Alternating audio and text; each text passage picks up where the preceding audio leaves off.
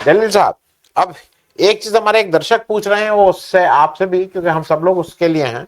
वो कह रहे हैं कि अमित शाह साहब मणिपुर के लिए क्या अपने को जिम्मेदार मानते हैं, और अगर मानते हैं तो क्या? क्योंकि मणिपुर एक ऐसी एक इस देश की ऐसी दुखती रग है, और मैं सभी के लिए, हम सब लोगों को जब मणिपुर की बात आती है तो कलेक्टिवली मुझे लगता है कि कहीं ना कहीं हम भी उनके उनके सामने शर्मिंदा है। मतलब हम उनसे माफी मांगते हैं। भाई, मणिपुर में इतना कुछ हो रहा और देश में अब सब नॉर्मल जैसा चलने लगा है।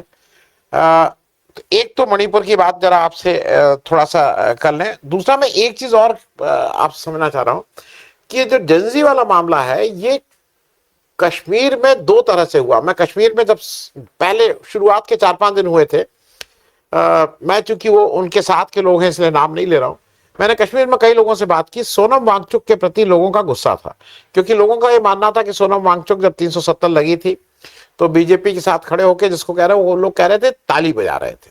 और वो एक तरह से जम्मू कश्मीर के हालात पे उनको बहुत वो लग रहा था, और लग रहा था कि मालूम नहीं वो लेह लद्दाख को कुछ लंदन बना देंगे कि अमेरिका बना देंगे, न्यूयॉर्क बना देंगे। और जब 1 साल बाद उनको इनकी पोल खुली, तब उनका कुछ आंख खुली है, लेकिन फिर भी वो अभी बीजेपी के साथ हैं। ये भी एक अच्छी बात है कि उनकी जो पत्नी है, उनका बयान आया है कि वो सेकुलर शब्द चाहती हैं कि भारत की कॉन्स्टिट्यूशन से हट जाए, वो संस्कृत को इस देश की राष्ट्रभाषा बनाना चाहती हैं। कुछ इस तरह की बातें आ रही हैं। तो जलील साहब, ये जो पूरा मामला हुआ है, अब मुझे ये लगता है कि राहुल गांधी की जो लीडरशिप है, उसमें अभी भी कहीं ना कहीं मुझे विपक्ष की तरफ से एक हिचकिचाहट दिखाई देती है। बिल्कुल ये नहीं है कि हाँ खुले दिल से कर दिया, वो एक हिचकिचाहट है कि इनको नेता कैसे मान लें, वो कर लें। वो एक, इस पे भी एक टिप्पणी आपकी चाहेंगे। और जो आज आज जो हुआ पार्लियामेंट में, मणिपुर की भी एक याद कर लीजिएगा जलील साहब। जी आनंद जी, आपने जेनजी की बात की और अपराइजिंग की बात की। यहाँ पे भी 2010 में और उसके बाद भी अपराइजिंग हुई कुछ चीजों को लेके।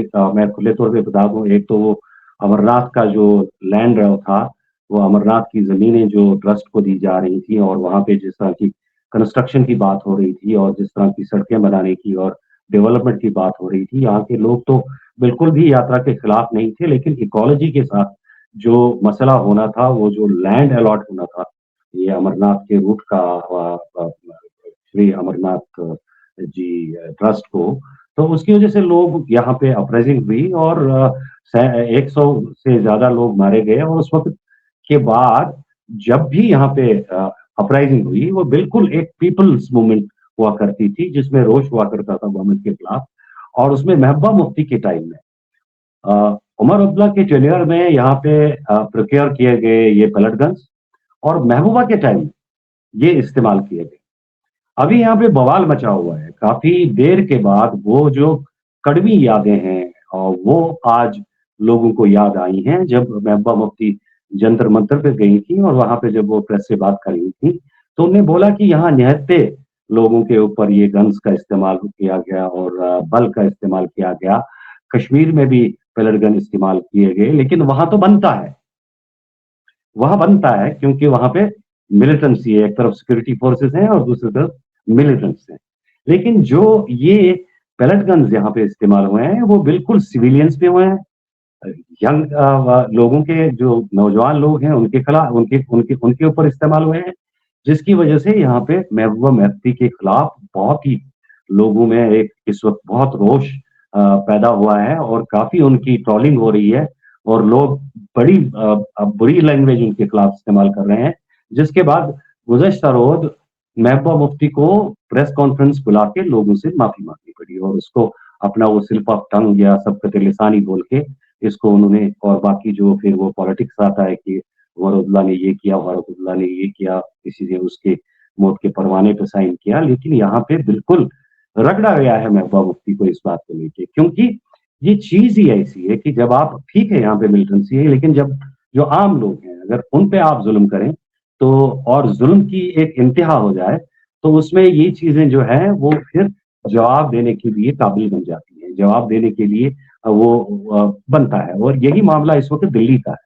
दिल्ली में जो कुछ भी हुआ, वो हमारे लिए मैं आपको क्या बताऊं कि हमारे जख्म हरे हो गए। हमने देखे हैं कि पैलेट विक्टिम्स कैसे होते हैं और किस तरह की एक दर्दनाक जिंदगी बनती है। जितने भी अब वहां पे विक्टिम बने हैं, आप देखिए आगे चल के कि उनकी हालत क्या होगी। ये इससे बेहतर तो है गोली मार के मार। तो ये चीजें जो हैं, इसी चीज का जवाब मांगा जा रहा है। और गुज़श्ता रोज भी प्रियंका गांधी ने जिस तरह की मतलब उनका भाषण रहा पार्लियामेंट में, उसमें इस तरह से कॉर्नर हो गई रूलिंग पार्टी कि उनके जवाब नहीं बनता था। और रूलिंग पार्टी को मालूम था कि राहुल गांधी जब आएंगे तो ये एक कदम आगे बढ़कर इस तरह के जो सवालात हैं वो उठाएंगे। जहां तक अब पैलेट गन्स की इस्तेमाल की बात है या सिवान में जो AK-47 से फायरिंग हुई है, इसमें कहीं न कहीं बल्कि खुले तौर पे गृह मंत्री ज़िम्मेदार हैं, क्योंकि होम भी उनके अंडर आता है और दिल्ली पुलिस भी उनके अंडर आती है और जवाबदेही भी उनकी बनती है। और जवाबदेही से बचना बीजेपी का सबसे आसान काम होता है। और उनको जब बोलना होता है तो वो नेहरू, गांधी, इंदिरा गांधी, राहुल गांधी, राजीव गांधी और इस तरह के लिए वो बड़े पेश-पेश रहते हैं और बड़े शाहाना अंदाज में एंट्री मारते हैं पार्लियामेंट में। मोदी जी और मोदी मोदी के नारे लगते हैं। लेकिन इस वक्त माहौल बिल्कुल अलग है और ये माहौल के उनके उनके आदी नहीं है इस माहौल के। उनको सवाल जवाब और हंगामे से परहेज है। और जब वो किसी जगह इस तरह की चीज में कॉर्नर हो जाए या फंस जाए तो वो कल्टी मारते हैं। तो अब पहले तो प्रधानमंत्री कल्टी मारते थे, अब तो गृह मंत्री भी कल्टी मार गए, क्योंकि उन्हें जवाब देना है कि क्या ये उनकी जानकारी में हुआ जैसा कि आपने पहले बताया। तो उसके लिए उनका जवाब बनता है कि उन्होंने इन चीजों का, इन भयानक हथियारों का इस्तेमाल करने की इजाजत कैसे दी। और अगर नहीं, जैसा कि अब डीसीपी का बताया जा रहा है कि उसके ऑर्डर पे हुआ है, तो फिर ये चेन ऑफ कमांड में कहीं कटौती है। जो चेन ऑफ कमांड है वो कहीं टूट गई है। तो दोनों चीजों में वो कॉर्नर हो रहे हैं और यही वजह है कि वो पार्लियामेंट में नहीं आए। और जहां तक मणिपुर की आपने बात की, मणिपुर एक ऐसी जगह है जिससे फरामोश किया जा चुका है। ऐसा लगता है कि ये भारत का हिस्सा है ही नहीं। वहां के लोग किस दर्द और किस मुसीबत से गुजर रहे हैं, अब सालों से हम देख रहे हैं कि उनकी टोल लेने वाला, उनकी खबर लेने वाला कोई नहीं है। और शायद गृह मंत्री के जो कार्यालय है उसमें जो मणिपुर का फाइल है वो कहीं नीचे मतलब गर्द खा रहा है।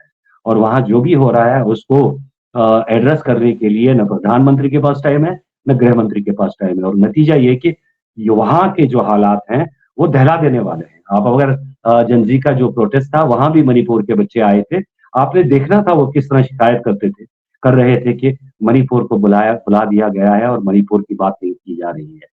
तो इस तरह के जो हालात हैं ये बयान करते हैं कि इस वक्त बहुत ही लो पिच पे है बीजेपी। और जब जब बीजेपी लो पिच पे आ जाती है, डर के माहौल उन पे हावी हो जाता है, जैसा कि अभी है, एक तरफ जनजी है, एक तरफ अपोजिशन है और एक तरफ राहुल गांधी है।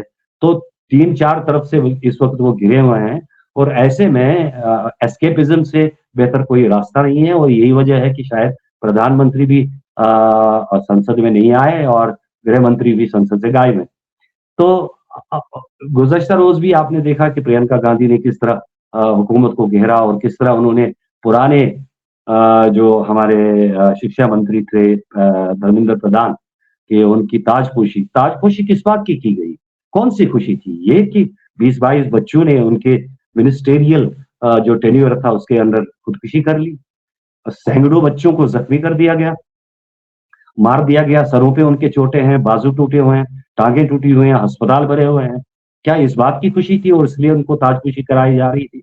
और उसमें उन्होंने नए जो हमारे अब शिक्षा मंत्री हैं प्रहलाद जोशी, उनको भी घेर लिया और उनकी जो आरएसएस की जो मतलब उनकी जो बैकग्राउंड है उसका भी उल्लेख किया। और साथ में बिल्किस बानो के टाइम पे उन्होंने जिस तरह के बयान दिए थे और जो जो कि पब्लिक डोमेन में है, जिससे अब कुछ लोग इनकारी भी हैं, बीजेपी के कुछ लोग इनकारी हैं और वो ऑथेंटिकेशन भी मांगते हैं या मांग सकते हैं, लेकिन वो पब्लिक डोमेन में है। तो मेरा कहना यही है कि इस वक्त हर तरफ से जो रूलिंग पार्टी है या जो सरकार है, वो जनजी के प्रोटेस्ट को लेके बहुत ही कोने में खिसक गई है और अपने आप को बहुत प्रेशर में फील कर रही है। और उम्मीद यही की जा सकती है कि वो अपना जो उनका उनका जो रवैया है कि जो पॉलिटिक्स खेलने का या संसद को चलाने का या अपनी वो मतलब जो एक तरह से दादागिरी की बात है, जिस तरह से वो संसद चलाते हैं कि माइट इज़ राइट, तो उस तरह की वो कोशिश करेंगे, लेकिन अभी वो चल नहीं पा रही है क्योंकि माहौल गर्म है। देखते हैं आगे ऊँट किसका रोल रहता है। जी।